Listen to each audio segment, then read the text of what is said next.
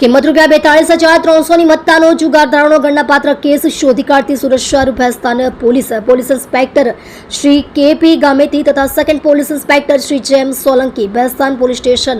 સુરત શહેરનાઓના માર્ગદર્શન હેઠળ ભેસ્તાન પોલીસ સ્ટેશનના સર્વેલન્સ સ્ટાફના પોલીસ ઇન્સ્પેક્ટર બીજી યાદવનાઓની સૂચનાથી સર્વેલન્સ સ્ટાફના પોલીસ માણસો ભેસ્તાન પોલીસ સ્ટેશન વિસ્તારમાં પેટ્રોલિંગમાં હતા।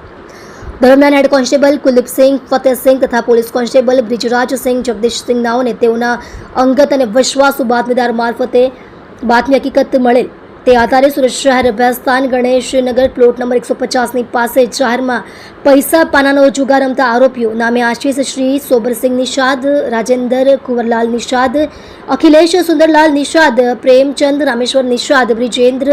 શ્રી રામરાજ નિષાદ, દીપકસિંહ શ્રી ખરેશ્યામ કેવટ, રાજુ શ્રી દેવીપ્રસાદ નિષાદ,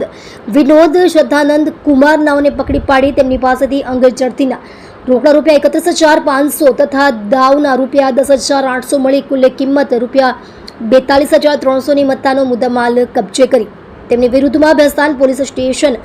ગુનો રજિસ્ટર્ડ નંબર 2025 જુગાર ધારા કલમ 12 મુજબનો ગુનો નોંધી કાયદેસરની કાર્યવાહી કરવામાં આવી છે।